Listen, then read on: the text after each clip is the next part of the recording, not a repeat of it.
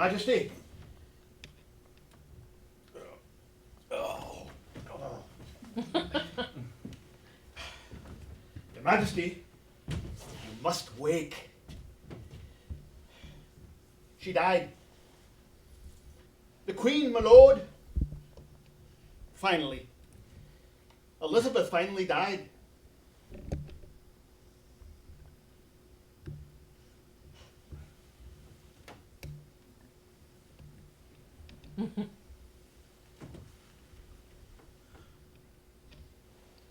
Well, I'll give a fourpenny fuck. It's about time. When did she die, John? On the 24th day of March, Majesty, in the year of our Lord 1603. Slipped away in her sleep, Majesty. You went to bed last night, King of Scotland, and you wake this fine March morning, King of England. And Scotland. And Scotland. Thanks be to Robert Cecil. Thanks to God. He couldn't have done it without Cecil. As you say, Majesty. Well, I'll be a monkey's ass, King James the First of England. In truth. Oh, my good chap, you stood by me through thick and thin. But now I'll have the means to reward you. You'll see, I'll be a gentle, a generous friend. Always have been, my lord. First, you must get up and ready yourself to go to England. Oh, they can bloody well wait till I collect my thoughts. Come now, my lord. There's much to prepare. I'll want to take my hounds. Oh, Majesty, not now. You can't take all your hounds. Well, I'll have Jowler with me. Tell them to get Jowler ready. Yes, Majesty. Have you told the bairn? Not yet. The lad must be told. Oh, you'll have to prepare him, Joe Nurse can teach him well to become the Prince of Wales. I'm to accompany you, Majesty. Oh no, your place is here in Scotland at Stirling Castle. With Henry, nothing is more important. Robert Cecil requests my presence in England. Oh. So I'm to begin by obeying, And when have they commanded our presence? Soon, sire. They wait for you to prepare the funeral. Oh, you know how I am with funerals. That I do. Well, we'll give it a proper send-off. I must think. Won't my queen glow with the news? Indeed. Keep Her Highness Anne here, at Holyrood, for now. But away from Stirling, away from the lad. He must be free from the influence of her counsellors. His guardians have their instructions. Tell the lad he can be proud of his father. Our countries will be united, in fact, in spirit. I'll see to that. I'll make him proud of me. Of course. Of course. Now, please, Majesty, please get up. Indeed. I will be up for England. Aye.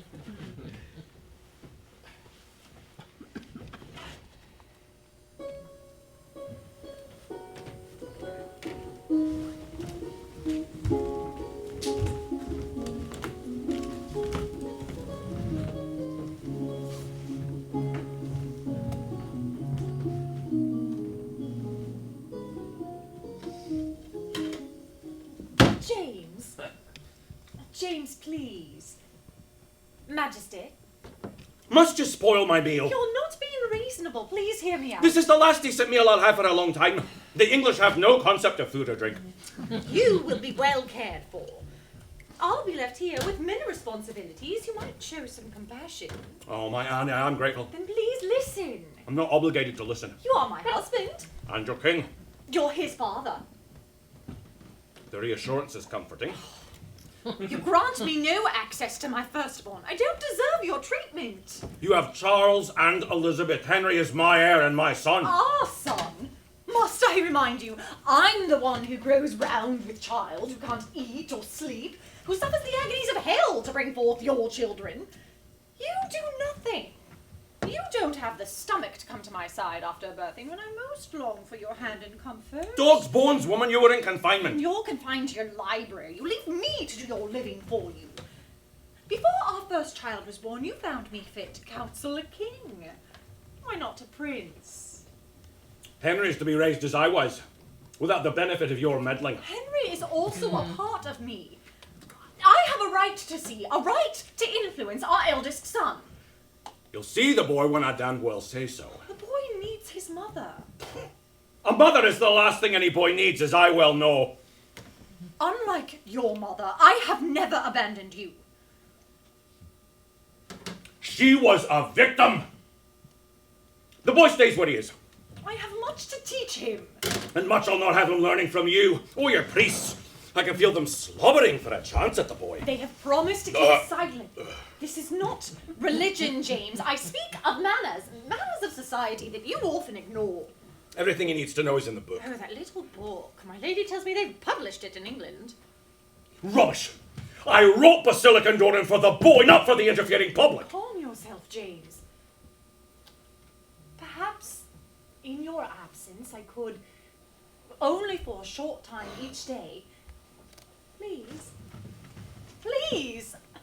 I want Henry to know me. I would never do anything you wouldn't approve. I'm a good mother. Upset me no further with your histrionics. I am in mourning. Mourning. For the woman who executed your own mother. It was kill or be killed. Elizabeth was more of a mother to me than Mary ever was, and I'm sad at her passing. Sad? You scarcely knew her. She tried to be fair to me. 'Tis my good fortune she never bore a son. At least not to our knowledge. Dinna distill my sorrow with poisonous gossip. Sorrow, is it? You salivate at the opportunity to take over where she left off, to see what's left in her coffers. Be silent, Anne. I shall miss my dear cousin. You shall glory in the glow of her achievements. Lord, let you be loved the way her people loved her. You sting like an asp. Who knows how she was loved or hated? It was a long reign. God rest her soul. She wilted under the heat of the sun, like a rose waiting to be plucked. Our cherished virgin queen. Virgin? She was lucky her unwise seedings did not flower. And now you shall have England. And will you forget your Scotland? Never. Oh, my earth-vexing partner, together we'll build a mighty bridge. And you will play the role I've given you. I shall be by your side, as always, to share in whatever God grants and the people will allow. But I am the mother of your son, and with your sanction or without it, I will have a word in the way he is raised. You may be majesty of a new empire. But you are no more than a common sweaty man between the sheets. Enough, my Annie, my canker's blossom.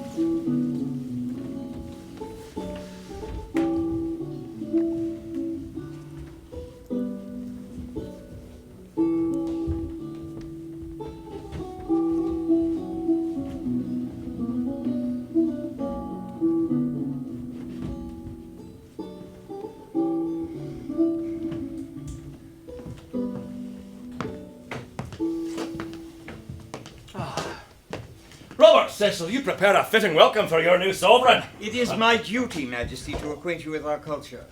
Indeed. It was a fine performance of Hamlet tonight.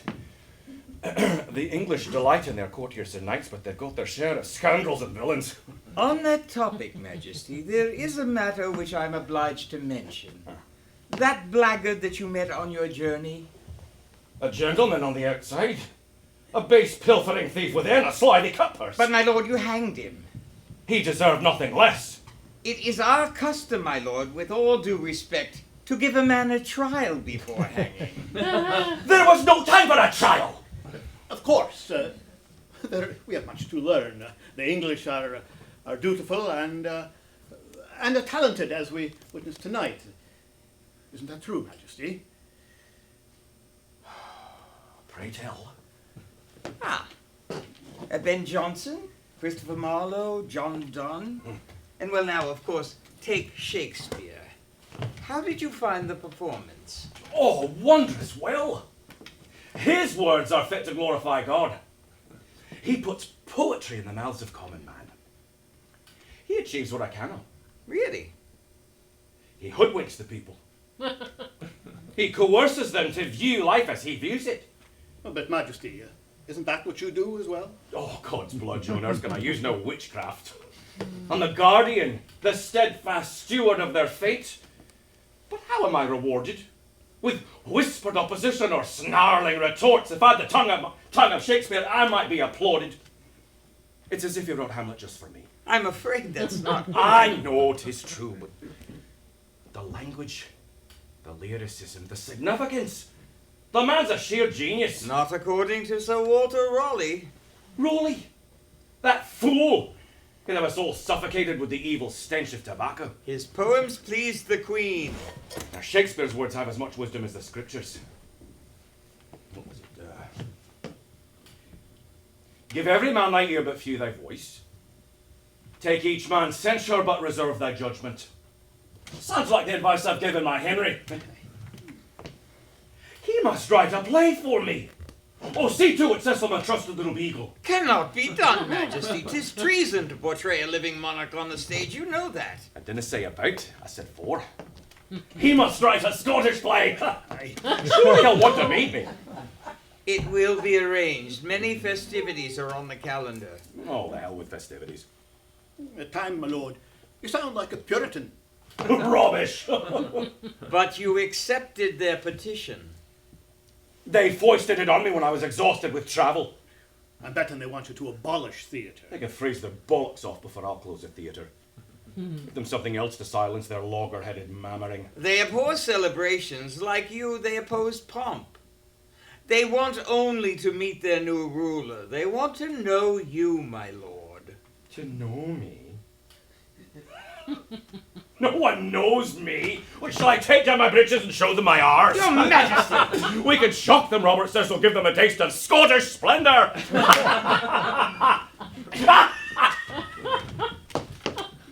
Where's my Anne? Oh, you know, Majesty, she's at home in Scotland recovering from the loss of your baby. Oh, she's done that before. Oh. We'll make another baby. Bring her here as soon as you can, Erskine. This is our home now. And it's dank without the warmth of my wife. They'll love her the way they loved Elizabeth. And we both want to meet this Shakespeare fellow. What's his troop called? Lord Chamberlain's men. Give them my admiration. They will be the king's men.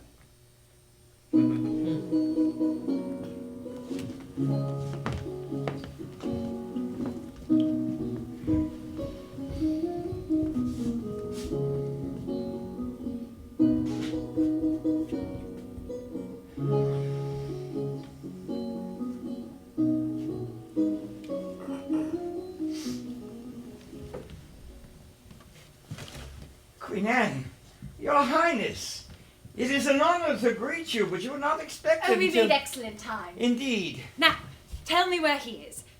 No, first tell me how he is. He is well. I will tell him you've arrived. Oh, no, I want to surprise him. The king doesn't like surprises. Don't tell me what he likes or doesn't.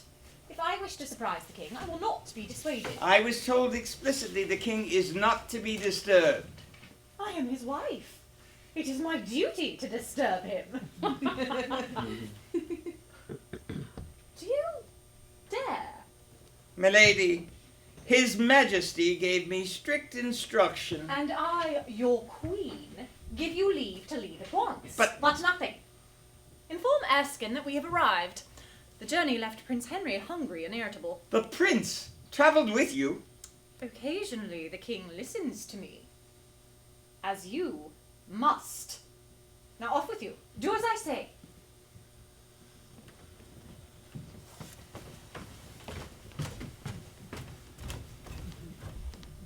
I should have known. The king does not wish to be disturbed. Oh, don't hide from me, woman. Show yourself. Oh, God. Will you shut the damn door? You were to arrive in a week's time. What in God's name are you doing? I had to know how it felt to be Elizabeth. But in her gown. Don't look so shocked. I don't know whether to laugh or cry. What was this? Perhaps a whim. It will be our secret. James, this is most distressing. Oh, come now, a wee transgression. What does it mean? What do you mean, what does it mean? Well, have you ever... Ever? Worn my gowns? No, of course I not. don't know. I just don't know what to think. I've heard of some men who... But James... My husband, my lord... Have you not suspected? Suspected? Think not on it, Anne. You're the only one I truly love. The king, I'm told, must have his dalliances, but... What have you heard? That you... Well, that some men... They are simply rumours, false rumours spread by some wicked members of the court about perhaps a duke. You know of Esme. I told you. I was only a boy and he was... It was no secret. But that was long ago, my James. Oh, I can't look at you in that. Does it mean you want to be a woman, wear petticoats? The hell with petticoats. But the gowns, they are soft and lavish. God in heaven! Pigeon's eggs, don't go righteous on Take me. it off, James. You are not Elizabeth. Take off her gown. I wanted to feel her strength. Her power. Her grace. It's what the people want from me. People want a king, not... Who are you to judge? Judge, you are my husband, the father of our... And you did not think me fit to raise our son. What will Henry? Henry needn't know. Judge me not. Haven't you ever wanted to wear breeches? Haven't you ever wanted to... I don't know, maybe have a beard? A beard? No, thank you. I am not a beast. A beard does not make you a beast. All humans are hermaphroditic. You must have lusted after one of your own. Do you deny it? Well, yes, I do. I have never wanted anyone but you. Or a male. I may have wanted another man. James, please, take that off. I can't talk to you while you're wearing that. do you love me for who I am? Or whom you want me to be? Don't know who you are. Thought you loved me. That I do. From the moment I saw your portrait. Those delicate hands. Those deep eyes. Would I have risked so much to come to your side in Oslo? Yes, I loved. In the past? Love to rest my head on your plump pillows. You make me damned randy. I love to feel you squirm in subservience. I have been dutiful. But I thought it was more than...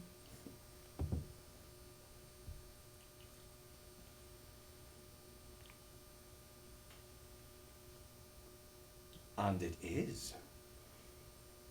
Enough. We needn't speak of it. I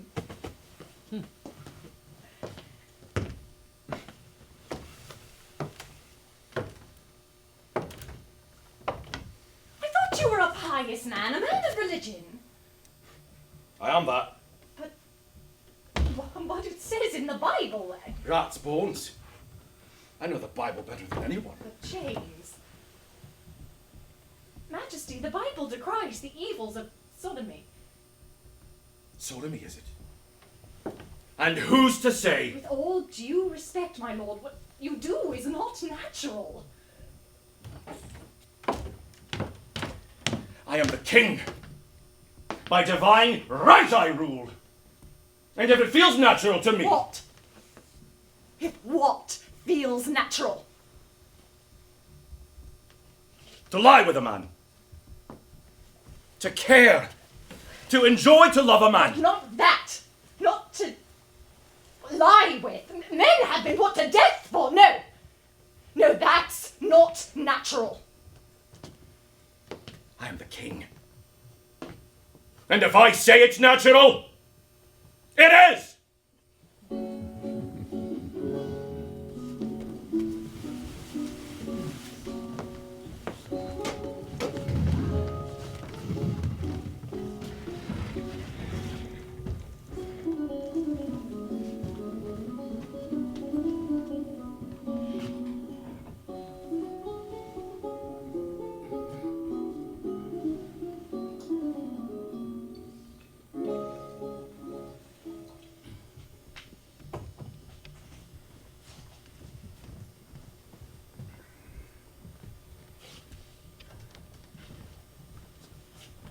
Thank you for meeting me at this late hour. As a Puritan, it is difficult for me to gain the audience of a king. Well, you asked for privacy, John Reynolds. No, thank you. How to trust a man who won't have a drink with you? My tongue shall not be loosened by the froth of an ale. She sided with the bishops, placated the Catholics. The Catholics hated her. The king is determined to make peace. Oh, I have good reason to believe that King James agrees with us on many matters. He agrees with Elizabeth. Religion in its place. That is against everything I stand for. Seems your faith is built on many againsts, not many fors. Quite the contrary. Puritans speak for the rights belonging to every man, for the pure and simple pleasure of a clean life well lived. I'm told our new sovereign indulges in, or dare I say, intimacies that one might consider. Well, I hate to Spit it out, Reynolds. Whatever you say will stay in this room. Ungodly. Go-bellied activity stimulated by drink. Oh, man cannot live on bread alone. We were given the grape in the valley as a gift from God. God is to be worshipped, not exploited. We do not take the sacraments lightly. Worship neither man nor the body of woman. Speak for yourself, Reynolds. It's time for some changes, Erskine. What kind of changes? Your marriage rites are blasphemous. The gift of holy matrimony. Not the gift, but the wrapping you put around it. The artifice. You desecrate. It is a matter of opinion. The Protestants are ceremonious folk. The more lavish the accoutrements, the more obscure the true essence. Did you call me here to be critical of my faith? Not your faith, but your behavior. A crucial difference. We want to be relieved of the burden of rites and ceremonies. Baptisms, funerals, and even coronations. I'm hopeful that James will agree. The king analyzes all aspects of an argument, considers well everyone's thoughts. Then you must tell him what he thinks. He gets enough of that from his wife. He promised to consider the millenary petition. Over 1,000 of us signed it. The bishops would have a royal fit. It is their livelihood. It's outrageous to buy your way into heaven. The Bible is not about money. Everything's about money. Forgiveness should not be for sale. And furthermore, we object to the costly tithing. The king respects the wishes of the bishops, and they accept he's appointed by God. No man, not even the king, is God. Best not to tell the king. I have the highest regard for our new sovereign. Still, the surest way to ruin a man is to put a crown on his head. We offer him a lesson in humility. The king was born with a crown on his head. Time to trust your leader. Hard to trust a man who allows such frippery as his wife drags him into. Time to adjust to a steward. He is not the highest authority. The king does God's will. Only God does God's will. You best not challenge divine right. Not I, my friend, but you. I've come to implore you to speak our case. Me? There's none closer to him. Well, there's Cecil. You studied together as boys. He has entrusted his precious son and heir to you. You have the king's ear. The Catholics must be curtailed. We ask for the end of persecution, for equal rights. Too much power has ruined many a moral man. Don't question the king's morality. Some think him an alien, an infidel born to a Catholic mother. Raised by a Protestant committee. You'll not find one more scholarly. The trick I've been told is to find him at all. Oh, he does at times prefer the hunt to the conference. I hear he averts his eye from conflict. The king wants unity. We are not separatists, John Erskine. We want unity as well, enforced by Christ's institution. Excommunication should not be imposed by lay officials for trifles and 12-penny matters. Is that all? The whole baptism is a charade administered by women. All that bowing in the name of our Lord, and the business of needing a ring to get married. There are far too many church songs in all those holy days. He'll not heed such a long list. And above all, God help us, those fancy garments those priests wear. I'm sure the king does not approve of the surplice. They look like women going to a party in their long skirts. Talk to him, Erskine. Talk to Cecil if he listens to him as Elizabeth did, God rest her soul. I'll make it worth your while.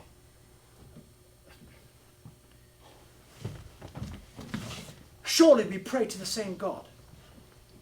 And prayer is political.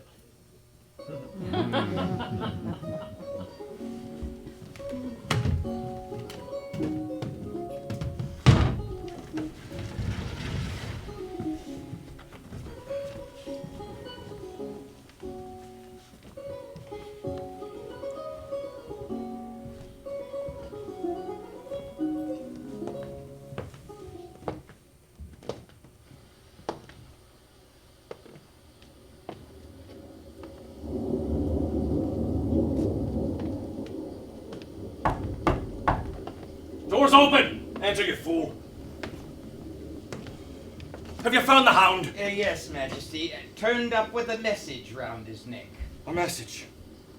Last I checked, Jowler couldn't write. Read it to me, Cecil.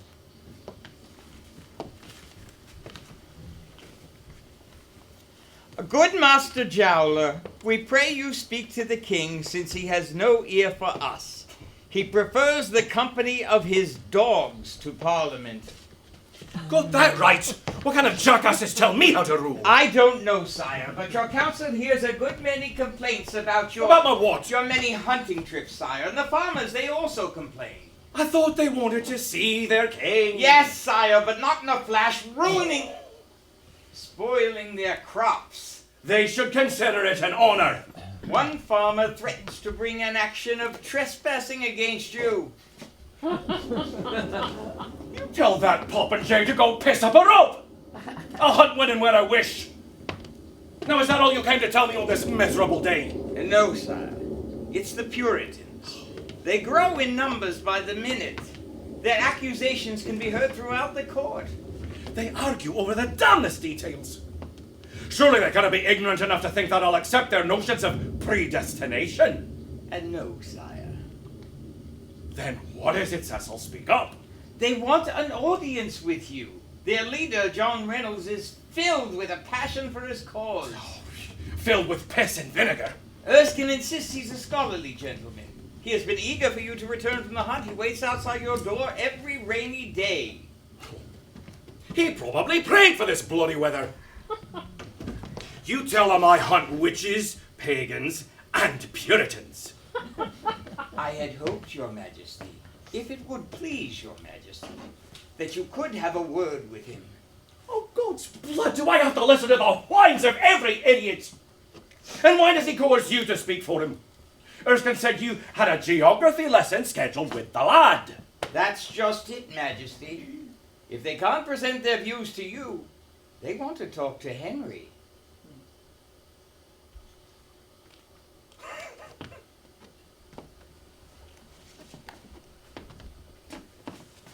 Henry is 9 years old. He's not king yet. You tell John Reynolds to speak to me like a proper man.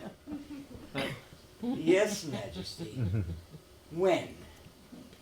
Now, before the storm blows over. And you are to be present, Cecil. Not necessary, my lord. In the background, Cecil. You will remain silent but present.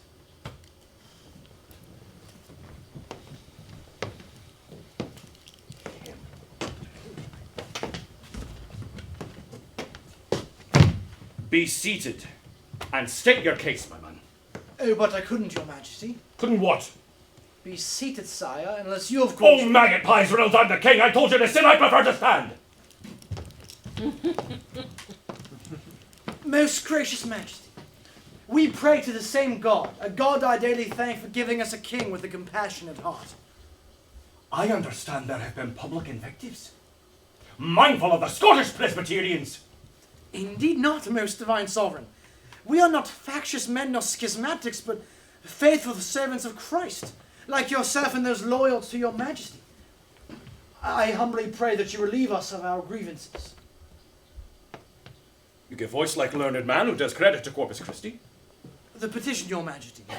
Your lengthy petition is a soporific. Like parts of your Bible no common man can decipher. You tell me in fewer words what changes you propose. Well, Your Majesty, not so much as to change, but as to ameliorate the ways in which we heed the Holy Book. We? Oh, the ways in which we. Well, the bishops, Your Majesty. Let's put the bishops aside. But it is the incessant signs of the cross that they insist upon. And should we also abandon the Trinity because it was abused in popery? Perhaps, Your Majesty, if you might call a conference to hear my colleagues argue the diverse terms of absolutism, to mention just a few. You'll do, Reynolds. Go on. Church songs and music. I'm very fond of the psalms and songs. One can live without music, but not very well. The length of the services could be abridged. The use of the ring in marriage. And repeating of the phrase, "With my body I thee worship." Are you married, Reynolds? No, sire. If you're a good wife, you think all the honour and worship you could do were well bestowed. Your Majesty, I mean no affront to the institution of marriage, but only to the Roman Catholic demonstrations. If the bishops were out of power and the Puritans in their place, I know what would become of my supremacy. Non episcopi, non regis. No bishops, no king. But it says in the Bible. I'm well aware of what it says in the Geneva Bible. Consider Exodus 1:19, when the midwives opposed the king of Egypt. The marginal notes in your Bible suggest disobedience to the king. We do not question your authority, Your Majesty. Perhaps if we might confer with others, maybe revive the Bible. Perhaps a new translation. A new translation of the Geneva Bible. That is a splendid idea, Dr. Reynolds, a splendid idea. Your Majesty, I did not mean to imply that we were satisfied A with... splendid idea, Reynolds. You may be dismissed. But, Your Majesty... You may leave, Reynolds.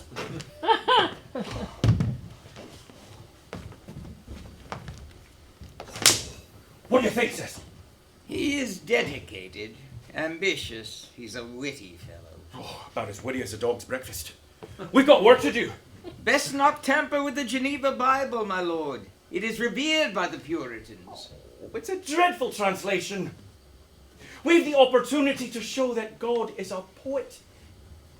Why, we can heal the breach that divides all of Christendom. The bishops will never agree. Let them keep their bishop's Bible. We'll create a translation far better than either of them. Form committees. You choose. And include a few Puritans. I'm not sure this is a wise idea. Perhaps you should discuss it with a few of the most learned, the most revered. Precisely. Oh, the most highly respected from Cambridge, from Oxford, from Westminster. We will divide the Bible into sections, and we'll assign... How many, Cecil? You're the mathematician. That would depend, Majesty. Aye, the Old Testament would require more. And the 4 Gospels. Oh, what do you think? 6. 6 is the number of the Trinity times the number of Testaments. Good. 6 committees. There were 12 apostles times the number of Gospels. 48. And we'll require a reputable director for each committee. That would make 54, Majesty. 54. Seems practical. And rather... Yes? mystical? I like the number. Have Bishop Bencroft devise our rules. That'll keep them occupied. Give each committee an assignment. And they'll have to answer to one another. The revised Bible will be a rhapsody.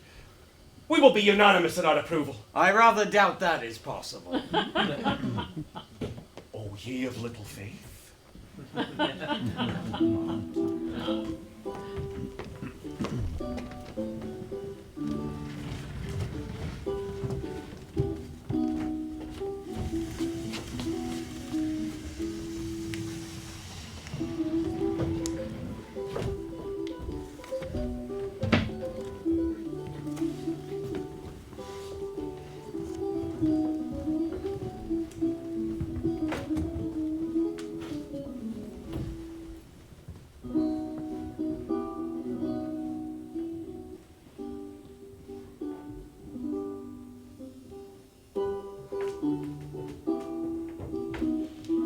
Dismiss your ladies. I'll not be seen. Shall I call your knight of the bedchamber, my lord, to see you to your own quarters? Would I be here with you if I wanted to be in my own bedchamber? It's very late. You must be tired. Pig's nuts, don't tell me what I am. Majesty, does that mean that you won't... I want to talk. I want to listen to the sound of my own voice until I discover what it is I'm thinking. About? About Julius Caesar. It's like he wrote it for me. I doubt that, Majesty. He wrote it in 1599. It was well received. By a bunch of lily-livered rogues. Oh, if I say it's good, oh, they say it's good. Sheep. The whole court is made up of slimy-toothed sheep. And I know... Please, James. Perhaps you should turn in your own quarters. But Caesar... Now, Caesar was a great man. Indeed. Perhaps some water. They killed a man. His best beloved destroyed him. They'll kill me too. I too shall die before my time. Oh, no, my lord. And does Henry love me? You know he does. I don't know. He obeys, but does he love? What does any man know of love? Water.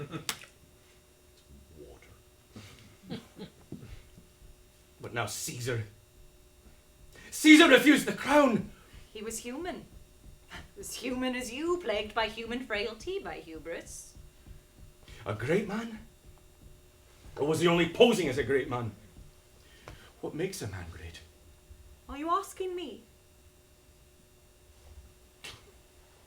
No, my beautiful idle-headed wench, why would I ask you? You've seen from tonight's performance that a great man invites envy. And envy is the doormat to death.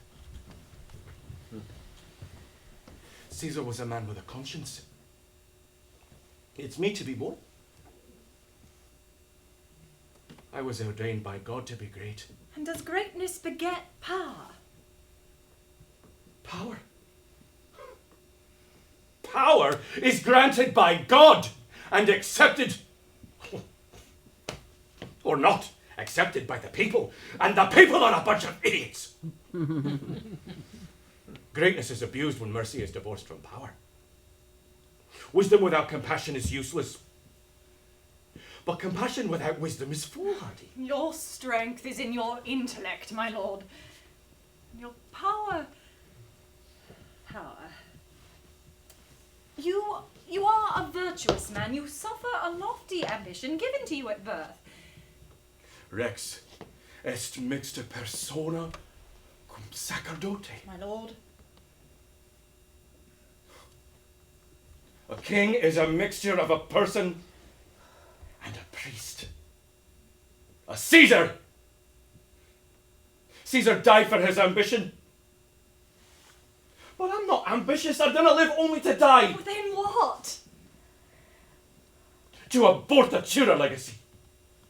To reverse the fate of the Stuarts. You are a good man. The good men do is interred with their bones. It's the evil that lives after them. Anne? Yes, my lord.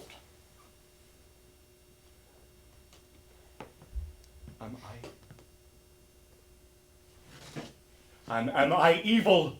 Oh, no. No, Majesty. You are many things, but not evil. What do you mean I'm many things? You think I'm just here to grab your bountiful buttocks to thrust in sweat? But all I do is talk. The mind, Anne, has no orifice for intercourse, but congress of the mind is the most intimate. No matter. To you, I talk, my Anne, I talk it. Is it too much for you? Am I too much for you? No. No, you'll not hear me complaining. We have succeeded, you and I. Done our duty, succeeded where Elizabeth failed. And our Henry has won the favour of the people. He may have been conceived for the people, but he'll bloody well have to wait his turn. Conceived for the people? Must everything we do be for the people? It is the privilege to which we were born. A privilege is another word for sacrifice. Oh, and have you sacrificed, Anne, for my virtues? You look upon them with scorn. What does my own wife say of my failings? Do not speak of it. Speak! Be calm. Your rage is too easily ignited. Like a child, you are frightened, my lord. Frightened? And why wouldn't I be frightened? I walk with death. You fear matters of the heart. You fear disease. You fear water. You refuse to bathe. If God had wanted us to bathe, he would have given us gills. And you, my waspish wife, oh, you sniff my sweat like soup from a steam's cauldron, but you turn from me! Without a nip, a taste!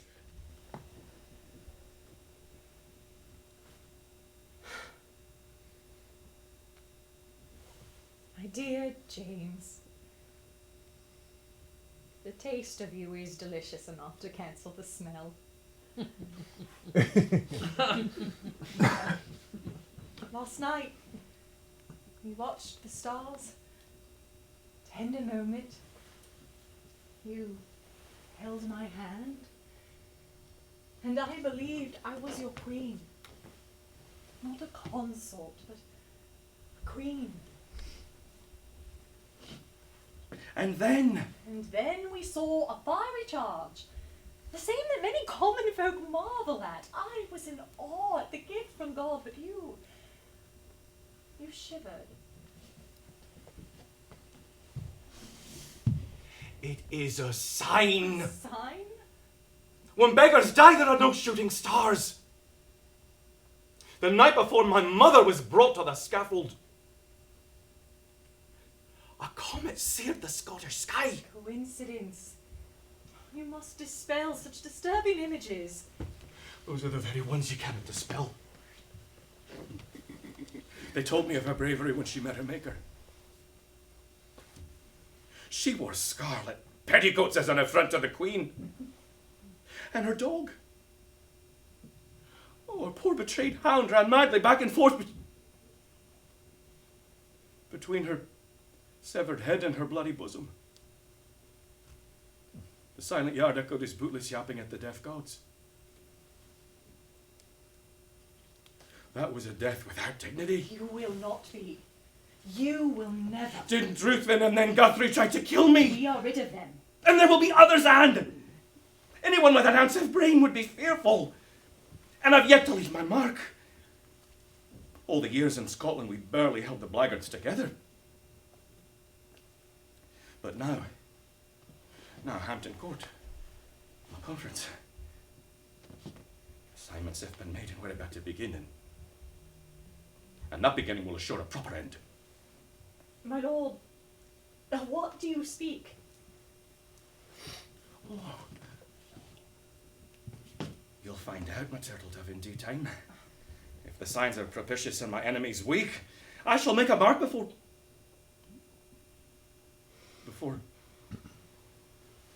You must help me, Anne, I trust you. My lord, were I a man, I would not woo the enemy. Why do you refuse to fight? You do anything to avoid battle. If I must, I'll go to war, but not without just cause. Our son is eager. He plays war games. A just man in private life may warrant praise. A just man in public life invites scorn. Where did you get that idea? From the play. The play is vexing. You think too much. Men who think too much are a danger to themselves. I cannot turn it off! To bed now. I shall pray for you.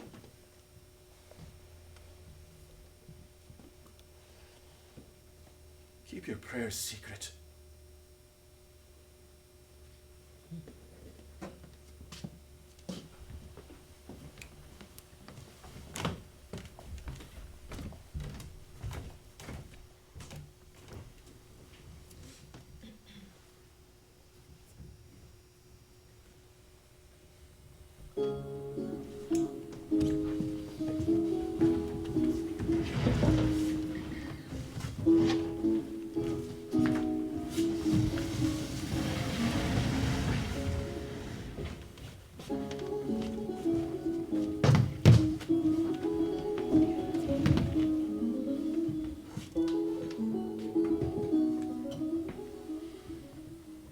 is it you're after, Dr. Reynolds? Just a word from you.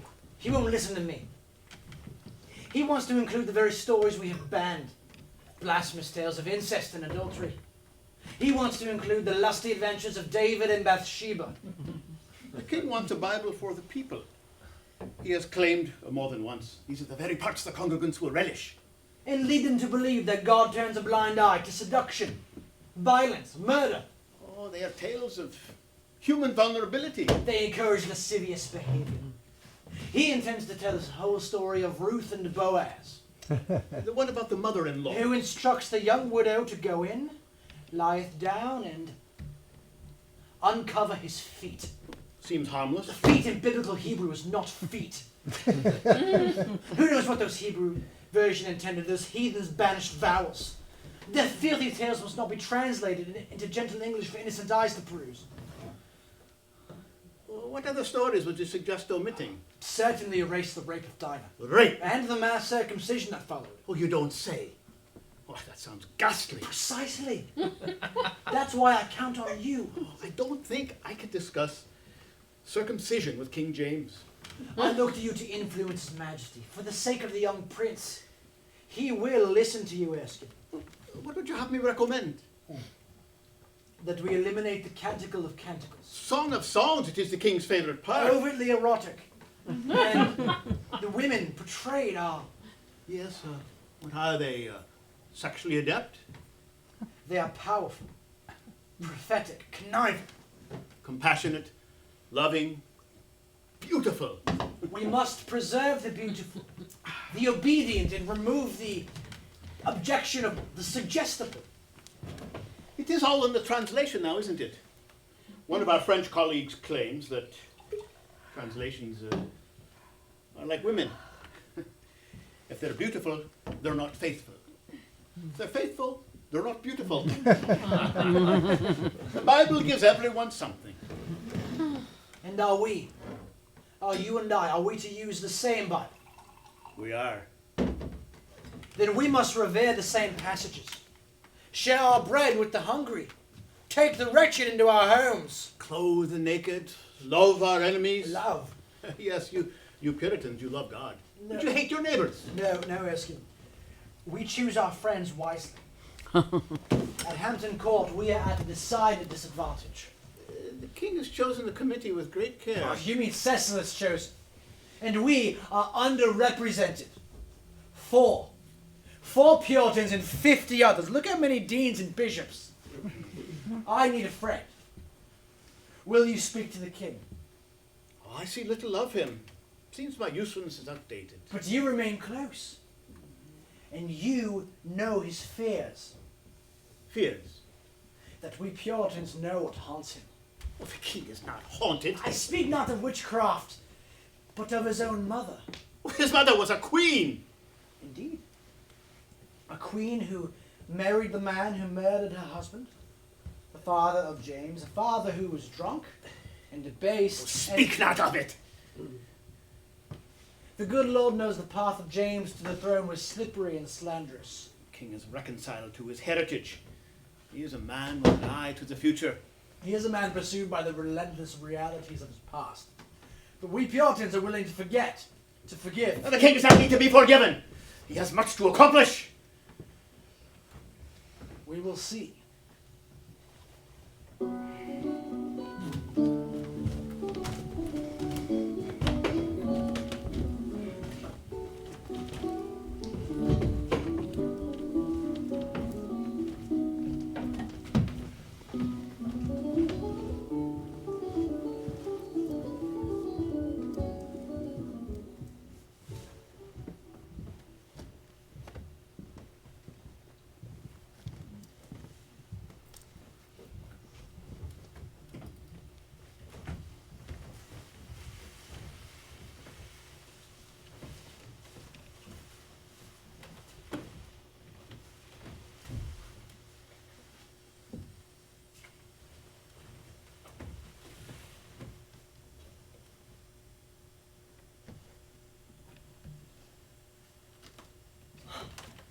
My lord, I had given up on you.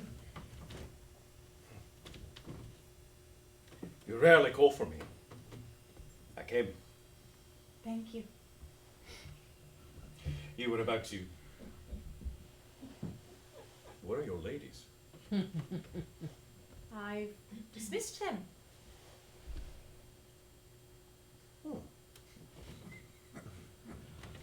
Don't let me interrupt then. Your water will get cold. Oh, it's all right. It's a foolish habit. Breeds disease. Yet another point upon which we disagree, Majesty. Should we debate beneath the covers? I prefer to stand before you to state my Oh, case. so serious, my turtle dove. Be seated.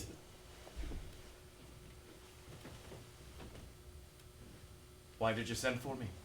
It is your project. The Hampton Court, the revision. The assignments have been made. I'm delighted with the progress. I beg of you to abandon it. Abandon it? Surely you jest. It will be my finest hour. Your gentlemen have called you a living library, a walking study. Isn't that enough? For your own sake, for your reputation. What do you know of my reputation? There are those that feel that you deflower their faith. The audacity! I've proclaimed my admiration for any faith purely professed. It's the Puritans who aim to overthrow. They hate the Catholics hate the Protestants. All I want is to reform. I want to alleviate the dissension that I was born into. You attack the core of my faith. You betray our God, the religion of my fathers. Religion has little to do with God. Then what? Belonging, approval, political destination, above all, obedience. Obedience to the rules of conduct. Obedience to the sovereign head of the church. Your great uncle destroyed the church. And I've pledged myself to be the antidote to his blasphemies. I pray that history will forget his bestialities, will mitigate the murderous hand of his daughters. The Stuarts are nothing like their Tudor cousins. I shall be known as the Prince of Peace. There is only one Prince of Peace, and he would not give his blessing for your tinkering with his words. This is not tinkering, Anne. This is the work of 54 of our finest scholars. We'll never agree. If you won't abandon the plan for yourself, do it for me. When you forbade the Bishop's Bible, the Geneva Bible became my trusted guide. It does not recognize the king as divine. As a direct descendant of God, I will not be labelled a tyrant. Oh, you've borne many other labels. I've no control over the venom of jealous voices. James, heed my advice. I offer you a lesson from the depths of my heart. I've had few lessons from females in my life. My mother, my cousin, and they were strangers to love. Oh, but you are not. I have seen you soften at the sight of a sick one. Watched you cloak your dogs in warm blankets, massage the muscles on your horses. Somehow you have been taught love. A king is taught Latin and Greek. A king is taught when to take up arms and when to retreat, how much to tax the people, when to spend, when to save. A king is taught when to speak, when to be silent, and whom to trust, whom to fear, but a king is not taught how to love. And have I taught you nothing? We are children born only out of a necessity to breed, to please the public. Have you been deaf to the whisperings of a body sated with desire?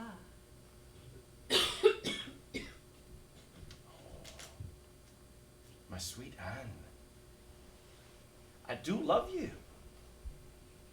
But would you have me dishonour my fondest dreams? Ask me anything else. So I cannot move you. All right, for now, let the council convene, but we shall speak of this again. Trust me. My changes are small. A word here or there to make your devotions more palatable to the people. I'll make you proud. Now, let's to bed. But first, as I concede to you, will you do something just for me? I'm at your command. Disrobe, With pleasure. and begin with your toe in my bath. Oh, no, you know I don't want to get into the water. I These don't. are fears, Oh, I James. It is not evil to be clean. To be clean and to smell sweet.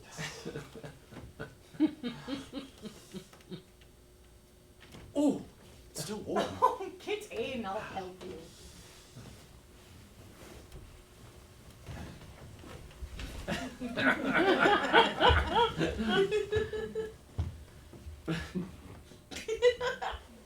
Let me wash your fears away.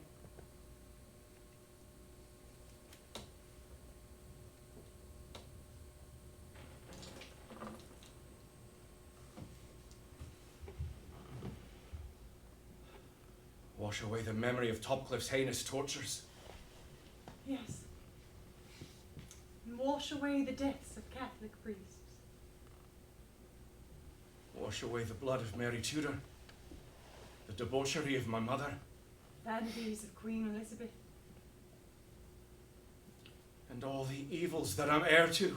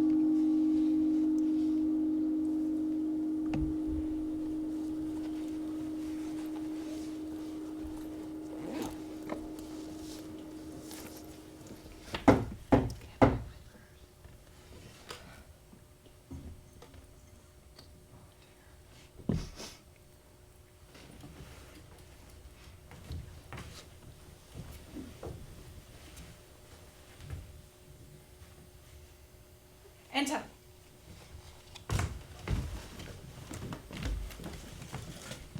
You sent for us, milady. Together? You wanted to see us together? Yes, I seek pertinent information from you both. Oh, Cecil, well, step forward. I'm not going to shout at you. Milady. Where is the king? He is at Royston Lodge, milady. Royston. He hunts.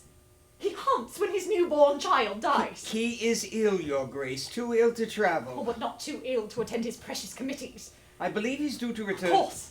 The king has his obligations to everyone but his wife, the mother of his beautiful baby, his freshly buried daughter. He sends his regrets. Regrets? He sends his regrets. I don't need his regrets. I ask, I implore, I need his presence. You know, milady, if I may be so bold, you know his majesty cannot abide funerals. He can abide infernal, endless meetings, but something as mundane as birth and death, that he cannot abide. He cannot abide what he cannot control, this god I married. And what if I were to follow his example? What if I were to say, I'm so sorry, but I cannot attend the birth of my child. I cannot abide the sight of blood, so she will have to be born without me. No. The queen is not given a choice. Please, milady. You may go, Cecil. Give the king my message. As you wish, your grace. Tell the king that his last child has died. He will not have another from me. Tell the king that his wife is weary with grief. I will. And you have my You may deepest- go, Cecil. Now, Erskine, a word with you. Yes, Your Highness, at your service. You are not at my service, Erskine, and well you know it. May I offer my condolences, Your Highness? Condolences? Ah, yes. Thank you, Erskine. A simple word, a hollow word. I accept that is all you have to offer. I understand No, Erskine, you cannot even pretend to understand. the loss of your baby. She had a name.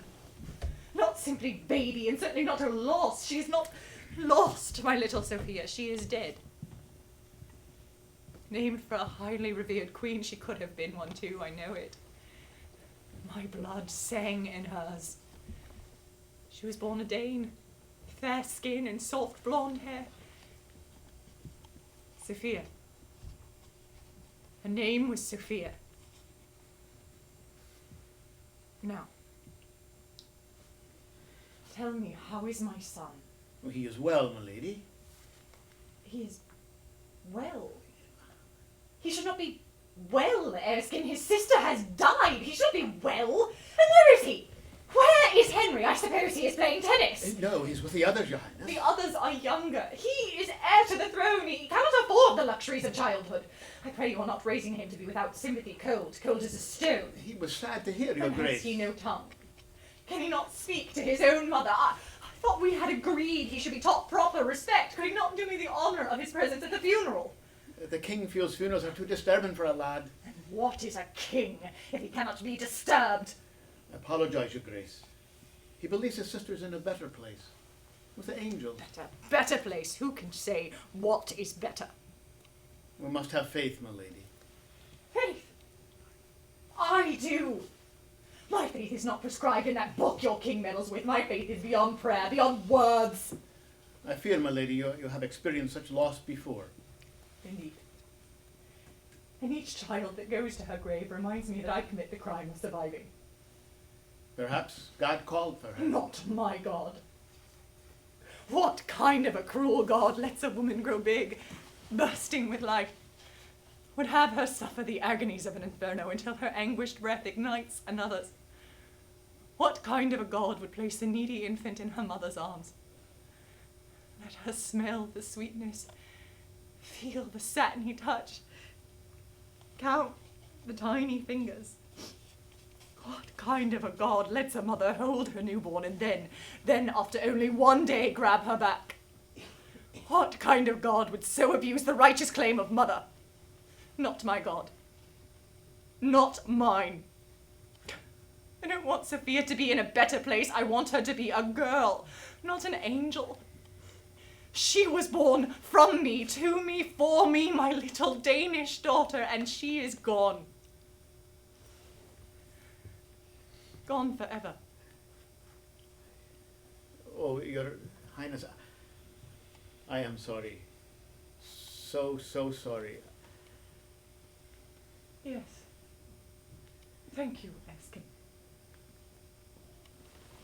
You may leave. Perhaps you will instill a bit of humility, a bit of guilt in the prince. Yes, Your Highness. That is enough. That is enough.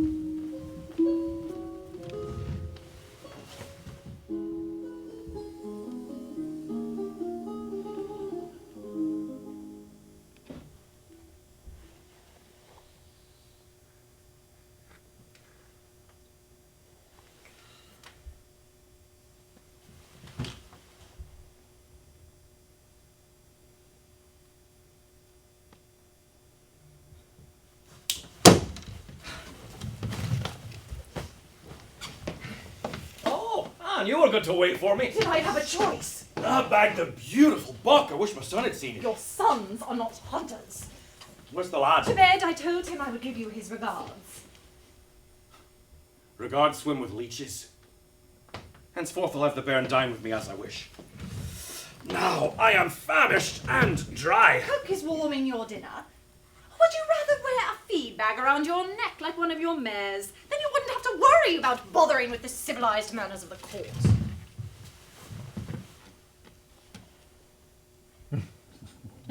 You drink too much. And you didn't drink enough. Why can't you be merry, my little turtle dove? You have kept me waiting for 2 hours. Again. Well, you've had some time in the garden, I see, enjoying the season. Yes, the leaves are most brilliant before they fall. Just like the men in your favour today before they fade, before you crush them beneath your feet. Then speak to me in riddles, and of whom do you speak? Too many to mention. You fault me for being kind to those who serve me. Your definition of kind is nowhere written. Now, my true love, you know I hate to quarrel with you. You scarcely notice my ceaseless sorrow. Now, my turtle dove, of course I noticed. Simply didn't want to dwell on it. Fortunately, we have other children. Sophia was for my mother. Have a glass of wine, Anne. And then we'll sup. And then, perhaps we'll make another baby. That's your answer, is it? Am I no more than one of your bitches in heat? You treat them more tenderly.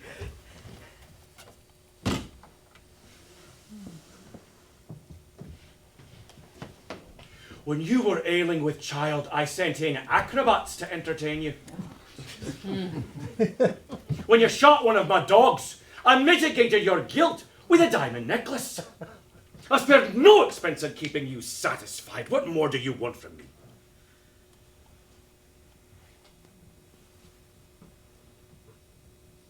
Divorce. I want a divorce. Divorce?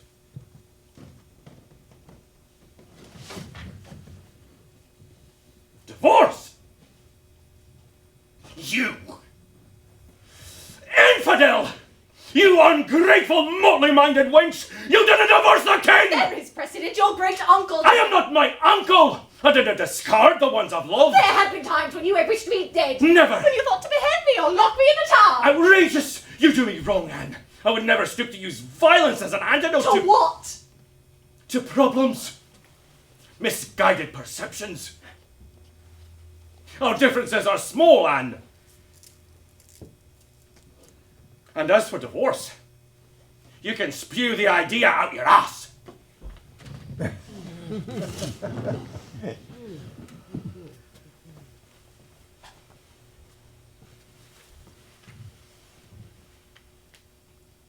We would both be better served apart.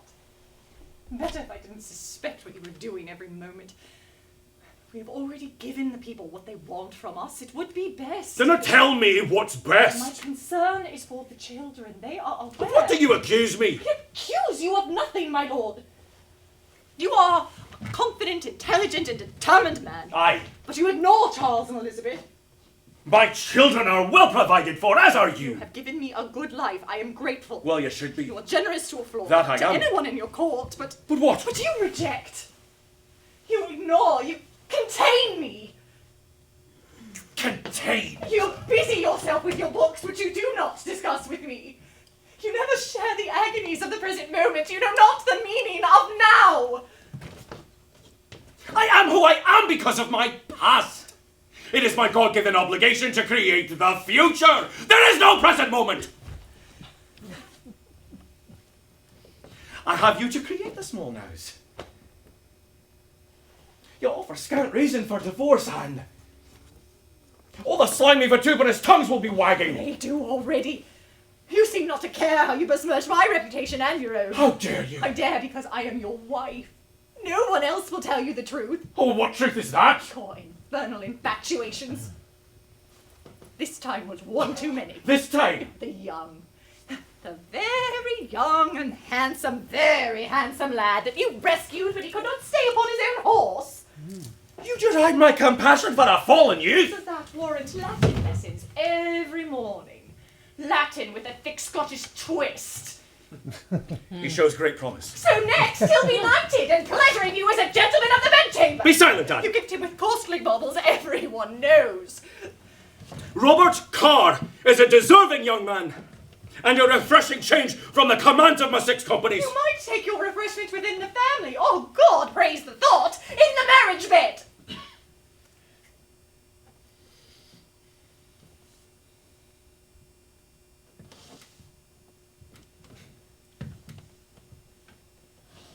Oh, my little turtle dove. Can you be jealous? Jealous. Of a 23-year-old with a brain as dry as a biscuit after a long voyage.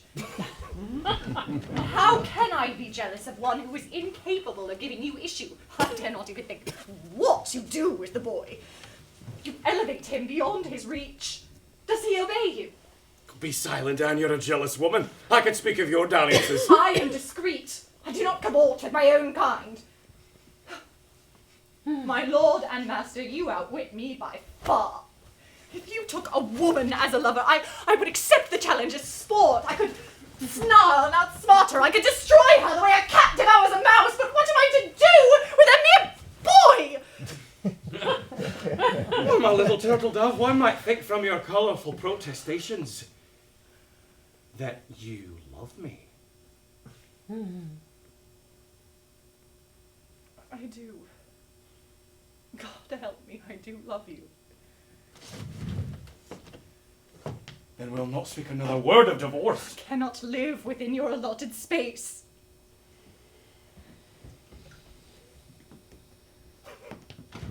Hampton Court is not enough for you. I am crowded by broken dreams. By all you have sworn and still are not, the empty halls echo our separateness. I'm appalled by your impudence. I came to you a willing woman. You have made of me a bitter queen. Oh, you lay too much blame at my feet, Anne. I cannot go on in this place.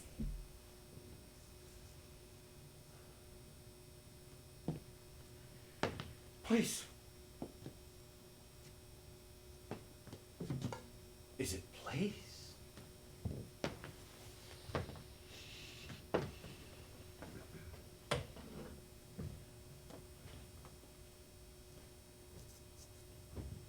Very well.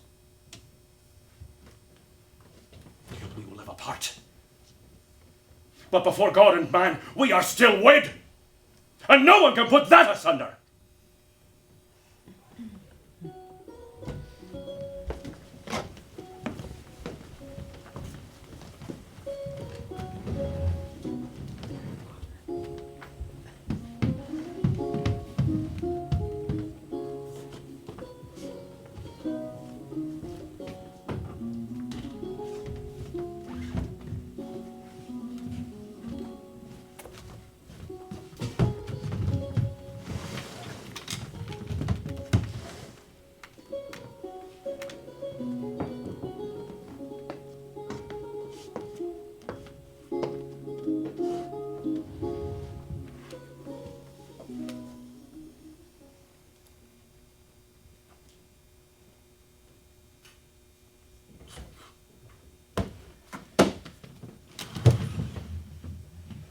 Be seated, you fools! I don't need another shadow.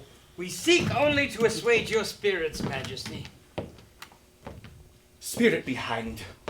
I want the work finished. Finished. As soon as possible. It's been nearly 4 years. It is a huge undertaking, Majesty.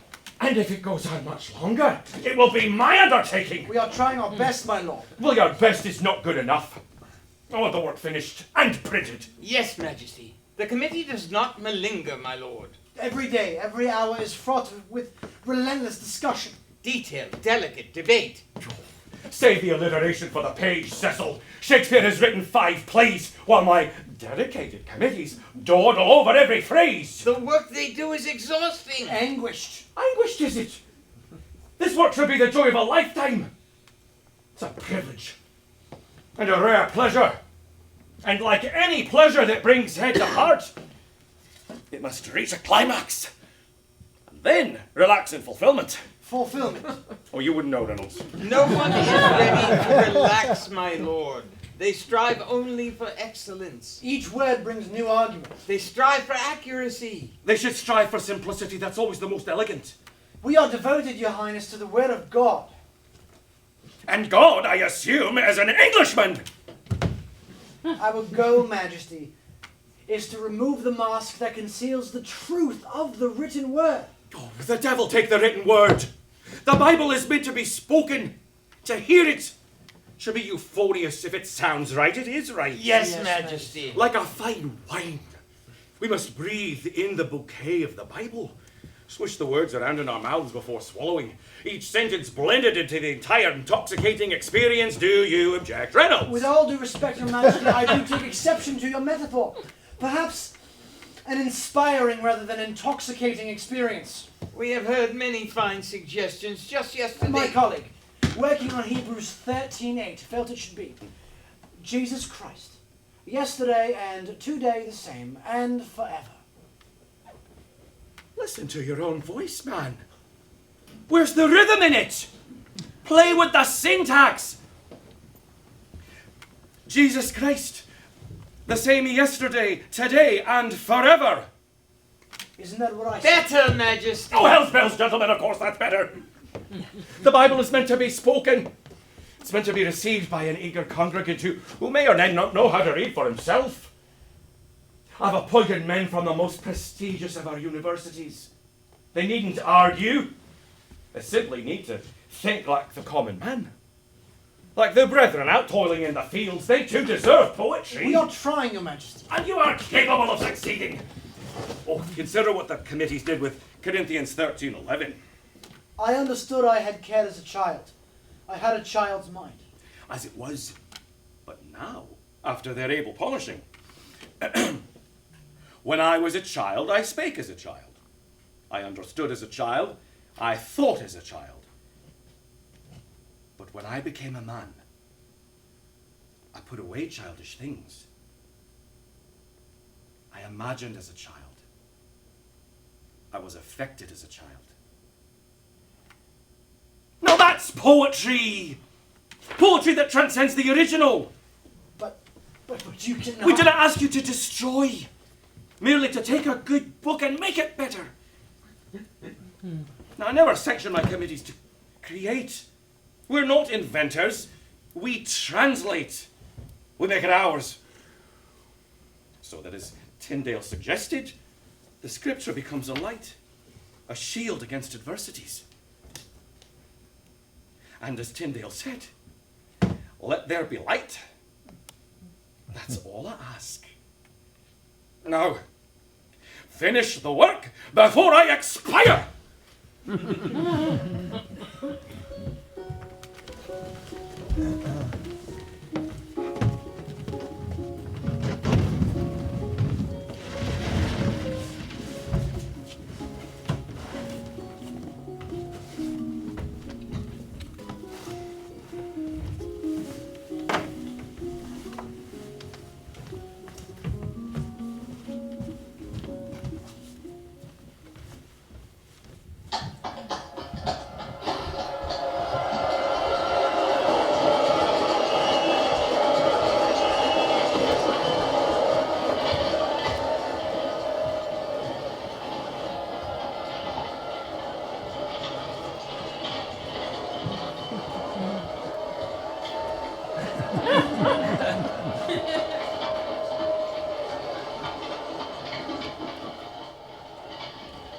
I implored Henry to ride with us in the carriage.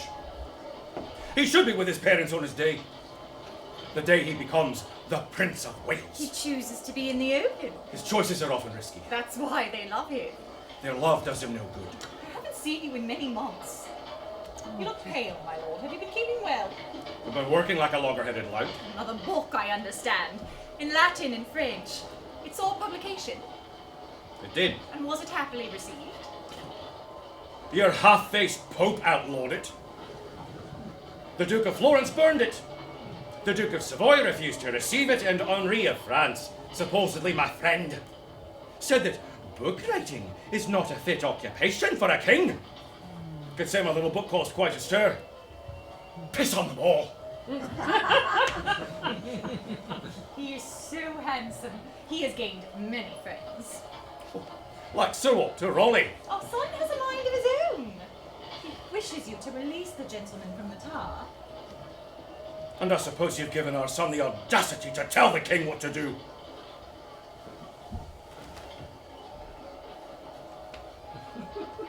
Slow down, man! The lad has to gallop to keep up! It's not a race to the throne of the Prince of Wales for a long time! God willing. This heat is unbearable. At least are sanctioned to dress in keeping with the temperature. Our separation is unbearable, and we must see more of each other.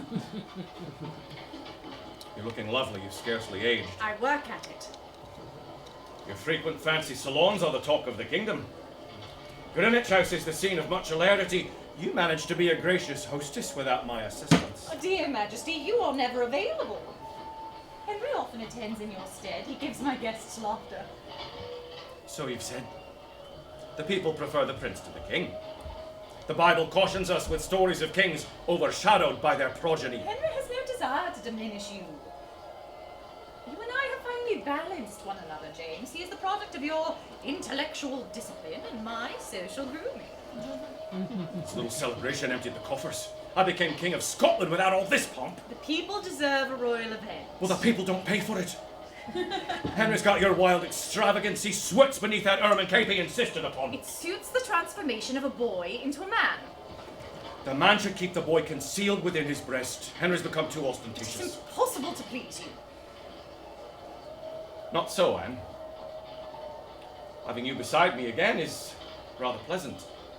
I'm beside you to honour our son. I'm beside you to please the people. And the people are a bunch of obstinate donkeys. I cannot educate them to cherish peace as I do. And I fear our son is as eager for battle as the fools who urge him on. At times he's a puzzlement. How so? A lad who loves horses but hates to hunt. Who claims to value cleanliness but then befriends the man who encourages the evil habit of tobacco. A youth who amiably carouses with his friends and then punishes the hot-blooded men for their earthy language. He has the confidence of one much older. He will make a worthy leader. Like his father. Forgive me, my lord, but you often lead the people where they have no wish to go.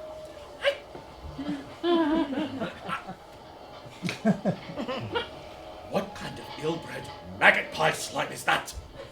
I don't give a turn for where the people wish to go. They'll want what I want. Of what do you speak, Miss Surly Anne? And no one wanted or needed a new Bible. And no one wanted to know how to read.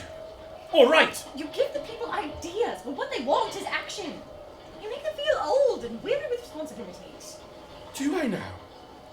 And Henry? Henry restores their youth, makes them feel carefree and capable. He's a performer worthy of your man Shakespeare. He gives them a show.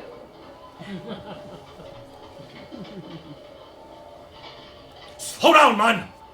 For the love of God, slow down!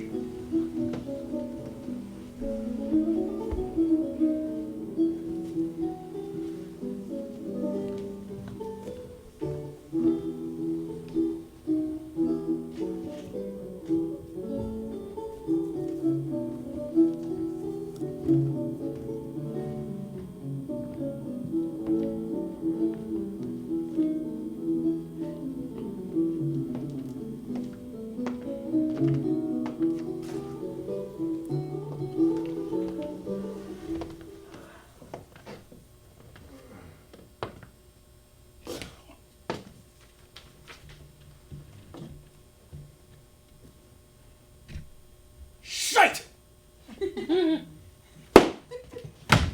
Holy slobbery shite! Enter, if you dare! Oh, Joan Erskine, you are a sight for sore eyes! Oh, Majesty. Dear old friends always know when they're most needed. I've come to congratulate you, Your Majesty. Your work is finished. I fear I'm finished.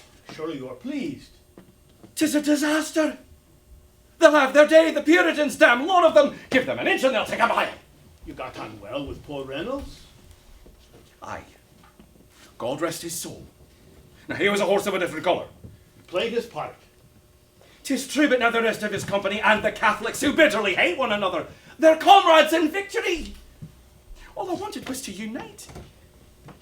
But I fear I've created a monster. A monstrous dissension. You're harsh on yourself, Majesty. Time. It just takes time to break old habits. They'll never forsake the Geneva. The King's version will never catch on. But it is published, Majesty.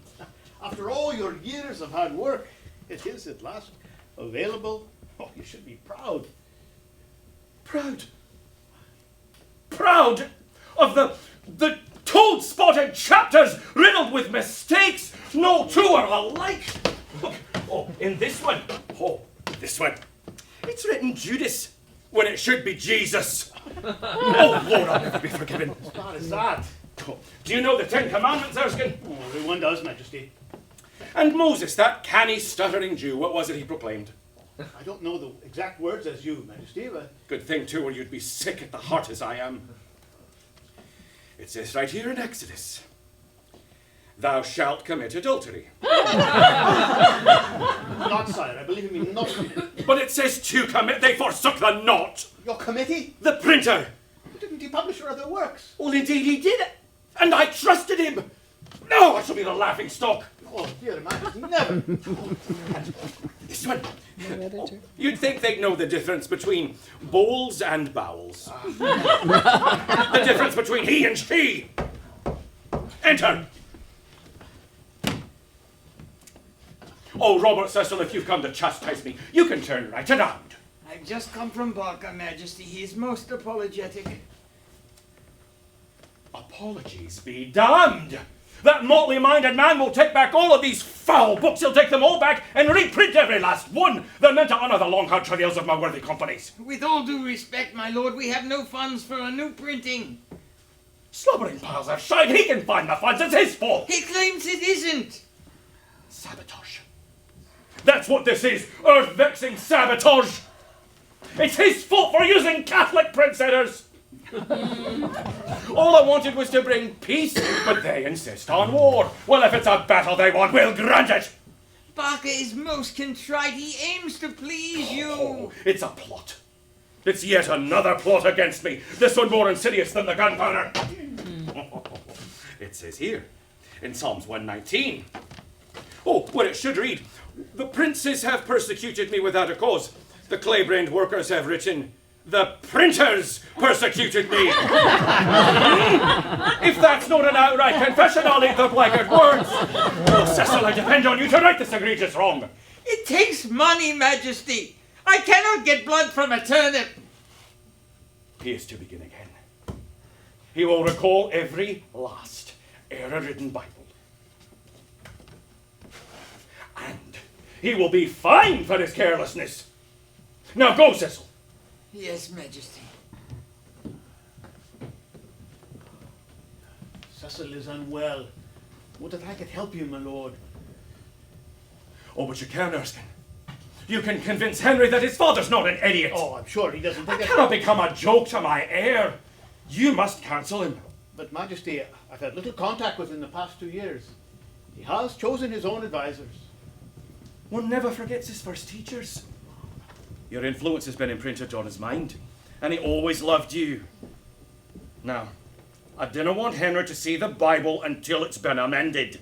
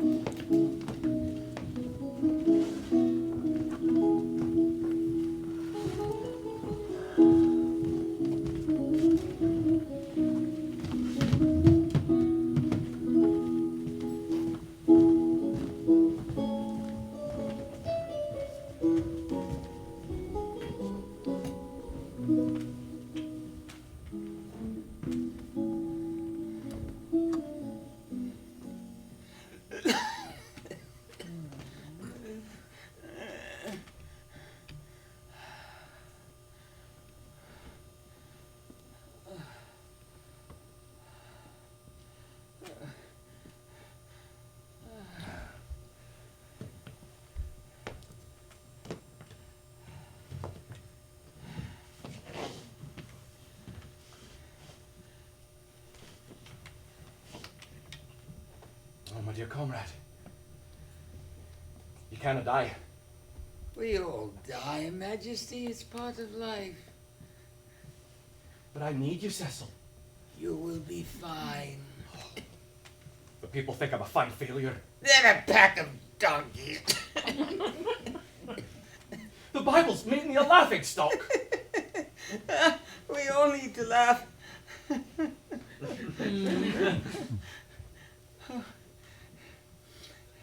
Nobody mocks you, my dearest Majesty. The people have forgotten. As they will forget me. How will I achieve fame without you, my dear little beagle? Fame will be thrust upon you. You must not leave me. I fear I must. But don't worry. You have Henry, Elizabeth, and Charles. We have had our disagreements, but the Queen will be by your side. And sire, Yes? I will not be offended if you do not attend my funeral.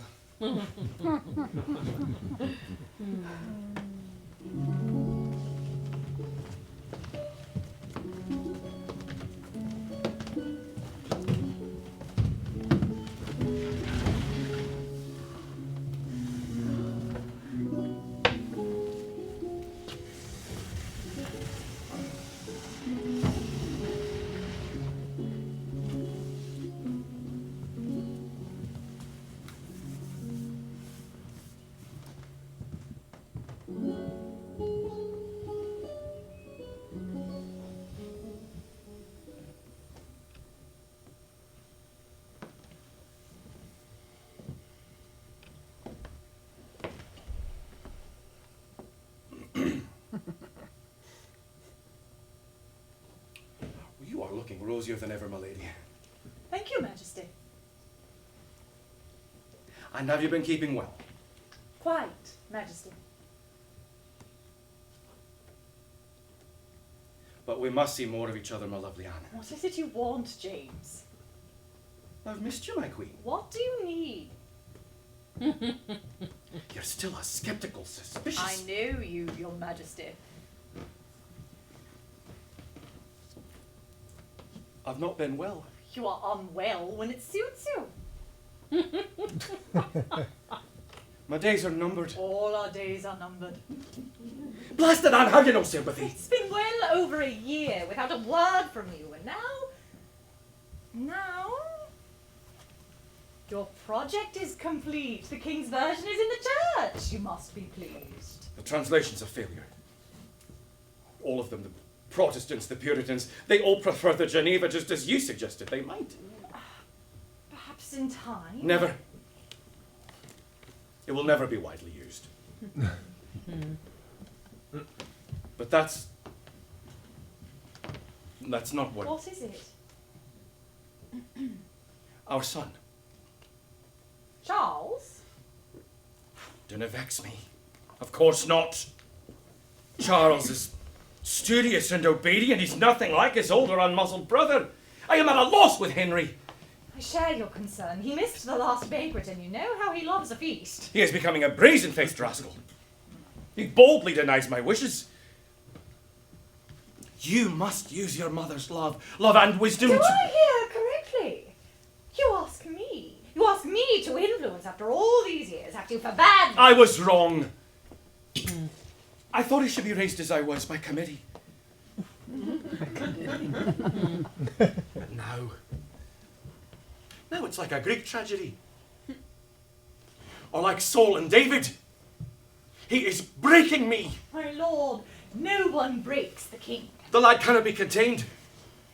He entertains his court every night, spending lavishly and foolishly. He has a collection of rare birds. Ostriches, parrots, turtle doves, chickens. Chickens from America! In truth. And the more he spends, the more the people love him. He's become a kind of hero to them. Tell me, Anne, you remember our younger days. Was I like him? You were a sensitive ruler, a sensible man, a poet. Perhaps you loved too openly. You must not blame a man for loving. It's a far greater sin to hate. I loved easily and I've been judged harshly.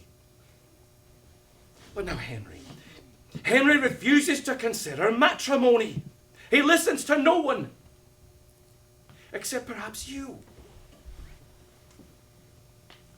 If I'm proud of him, and I am proud of my son, it is in major part because of you. My lord, you do me honor. He is my future, Anne. He's my legacy. But at times I fear he's my adversary as well. His charm turns the people against me, and I tried so hard to educate him. He does not have his father's intellect. He makes up for it with ambition. Will he bury me alive? I'm sure he means you no harm. Speak to him tonight at the banquet. Majesty, I have fears. He is pale and loses weight. Nonsense. He's stronger than his father. He swims in the Thames. Yesterday he played tennis for 3 hours. But that's just it. He won't give in to the demands of his young body. Let us strike a bargain. I will caution him to curtail his spending, and you must order him to rest, to consult the physicians, and to do as they say. Indeed. Thank you.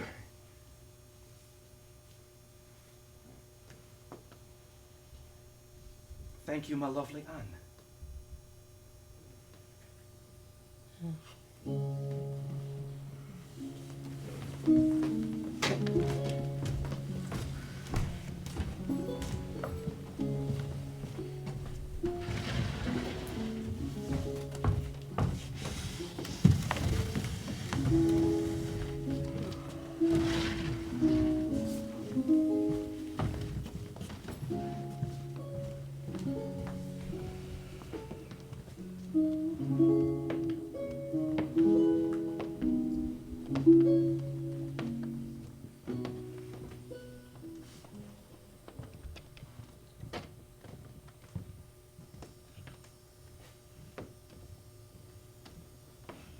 Is this thy voice, my son David?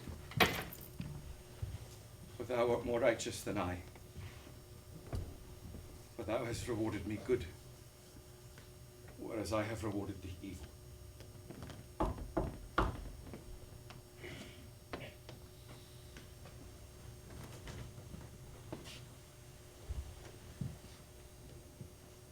Majesty.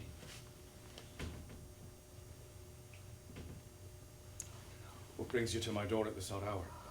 I'm sorry to interrupt. I saw your light. I do not bring good news. I've forgotten how to receive good news, Joan Erskine, out with it. Prince Henry, Majesty. He's terribly ill. He has been fevered and weak. Tonight he complains of fierce head pains. My son. What are you doing for the bairn? Do the physicians attend him? Oh, indeed, sire. They have agreed to do more bleedings in the morning. In the morning? But the prince is to be cared for now and cured. We're trying everything, sire. I'm sure he'll improve. Bone of a stag's heart. Aye. Have cook prepare a poultice of newly killed pigeons and warm cocks. Yes, ma'am. Whatever he wants, give it to him. Does he ask for me? He's asked for his sister. The doctors advise against. Then it is contagious. So they fear.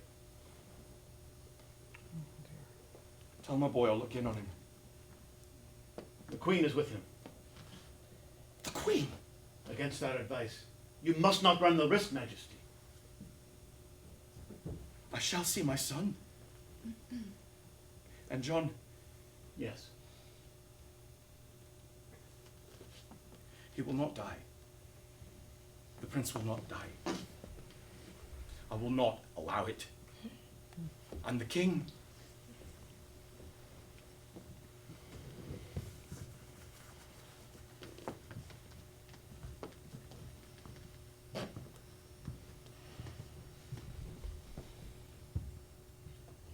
And if you will walk contrary unto me, and if you will not hearken unto me,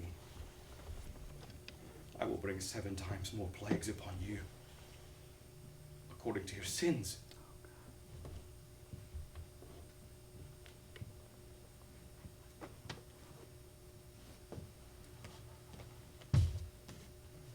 Oh, Heavenly Father,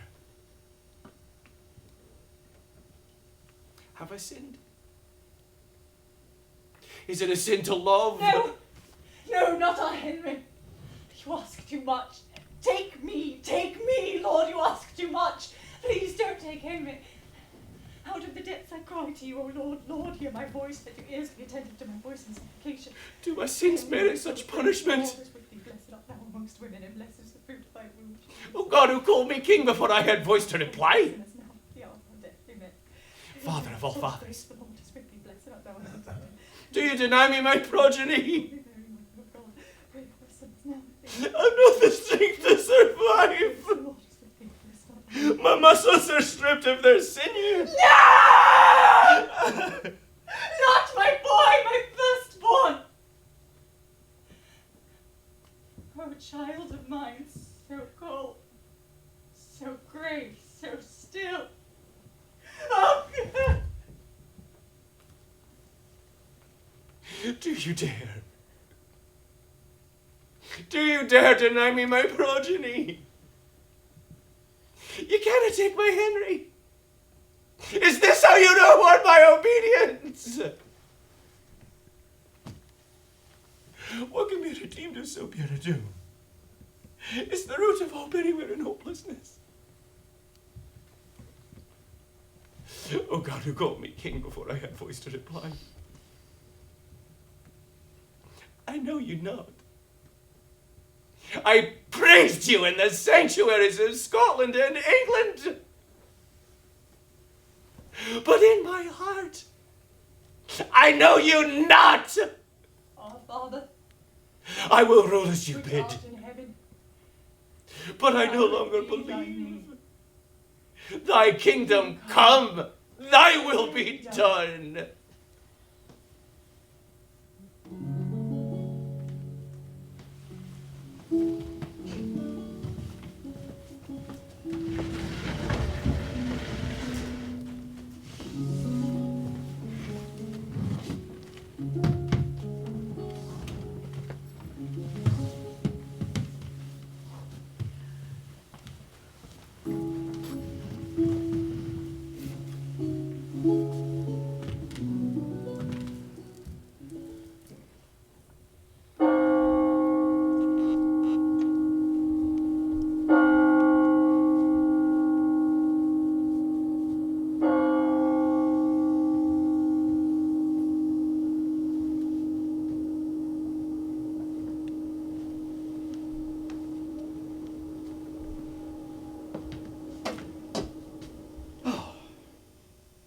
Anne, you came to dine with me. You requested my presence, I could not but obey the king. Your husband? That too? And as always, you keep me waiting. I apologize. A rare occasion, shall I drink to that? Don't mock me, Anne, I'm changed. You who had not the courage to attend your own son's funeral. You who cannot weep openly with your family and your people. Where is the James I once knew? Yes, you are changed. One might have hoped the love of a prince for his father would have commanded a mightier change. I loved him. I did. I loved the son born to replace me. I came to the throne with a crown to pass on. And you, my treasured Anne, you brought forth the first son, one who would succeed me and ensure my place in history. Faced with sorrow, you run. You run with your damned hounds. How can you hunt at a time like this? In the saddle, I am as tall as any man. On a horse, I fly with the wind. When I ride, I'm no longer a king, but a man like any other at sport. And innocent animals fall at your hand. It's not the fall, Anne. I challenge the mighty prey. I chase him so that he may run his fastest, outwit his opponent. I challenge him to do his best. You slaughter him. I pursue him. It's a sign of my deep respect. We all want to be pursued and admired. Yet you kill the beast you love. Dinna we all? I've been the hunter and the hunted, just as my mother was hunted. I'll never understand. I'll never understand you.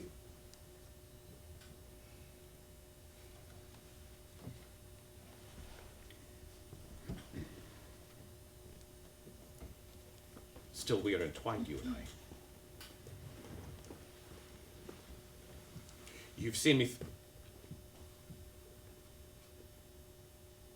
through the failure of my books, the humiliation of the Revised Bible. Henry was to be my redeemer. He was to carry the torch I gave him. My legacy is naught. The death of our son is the breaking of a king. Perhaps it is the making of a man. I wish... Oh, I wish... Yes. I wish I had died, so that he might live. It is the wish of every parent that suffers the loss of a child. But the people wish it as well. No, Majesty. You have ruled with a wisdom they respect. By divine right I rule, but I was never loved. Majesty, you were never hated. True. Never loved, never hated. That's why I shall be the forgotten king. My dear Majesty. My James. They remember my spurgold uncle.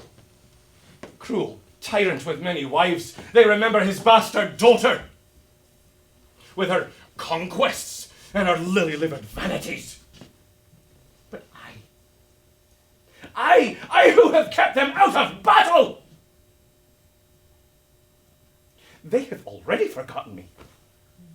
Give them time to remember again. The people always return to God. The divine has been sucked from the marrow of my bones. Everything I live for is taken from me. You know the story of Job better than I. Shall we receive good from God and not receive evil? I don't want to hear of the I Bible. came to be of comfort to you. We are united in sorrow. We must go on for our children.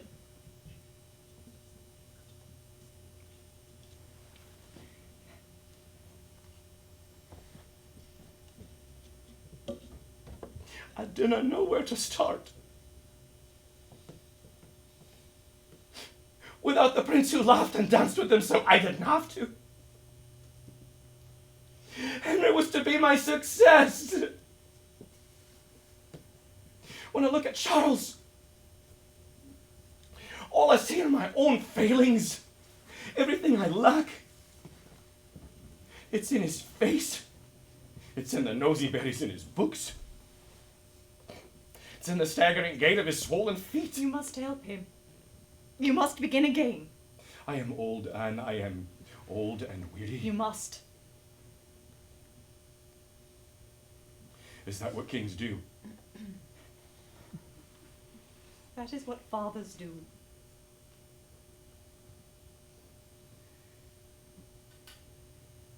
Will you help me, Anne? Will you lead the way?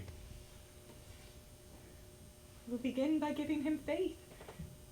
In himself, in you, and in God.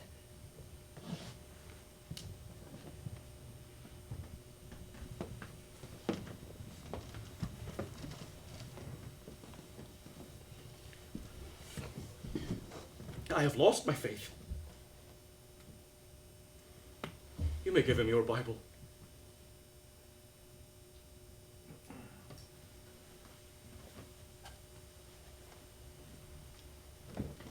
Last week, in the church, they sang the Lord's Prayer. And it was more beautiful than ever I had heard. Lyrical as any of Shakespeare's sonnets. I have put away my Bible and will use only the King's version from now on. Finally, I feel the spirit that moved you. It is the spirit of the Word. I shall pray for you, Majesty. Never mind the prayers, Anne. Remember me. Just remember me.